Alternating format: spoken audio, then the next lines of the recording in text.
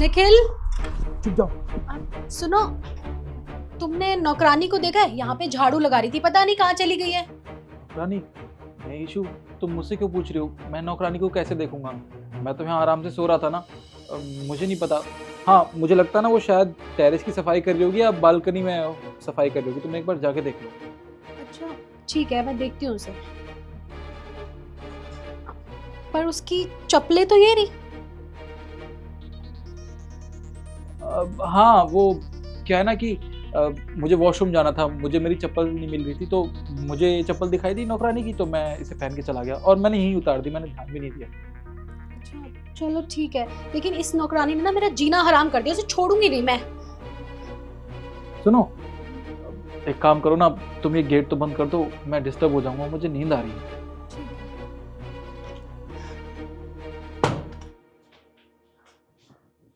साहब, मीम साहब यहाँ क्या कर रही है?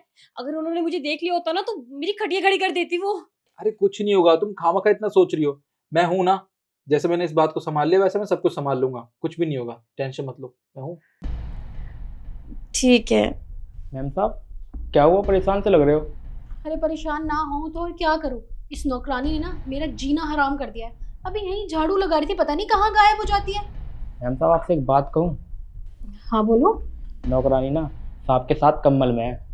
तुम्हारा दिमाग खराब हो गया है? सोच समझ के बोल रहे हो कि तुम बोल क्या रहे हो? अभी मैं इसी कमरे से आई हूँ, मुझे तो नहीं दिखी वो। मैम साहब, मेरे दिमाग खराब नहीं है। अगर आपको यकीन नहीं है ना तो गेट पे कान लगा के सुन लो, दोनों की आवाज़ आ जाएगी। अच्छा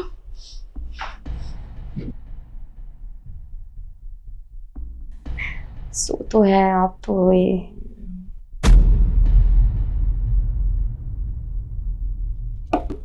निखिल, दरवाजा खोलो, मुझे ना सब कुछ सुनाई दे रहा है। वो नौकरानी अंदर ही है ना? मैंने कहा था आपसे, उन्हें पता चल गया सब कुछ। आज तो गई वो, आज मुझे काम से भी निकालेंगी और आपको घर से निकालेंगी। हाँ, तुम एक काम करो, तुम ना दरवाजे के पीछे छुप जाओ, उसे कुछ भी नहीं पता चलेगा। क्या दरवाजे के पीछे?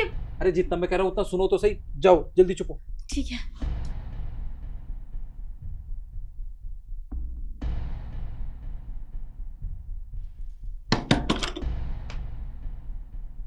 अच्छा, तो दरवाजा खुला हुआ था।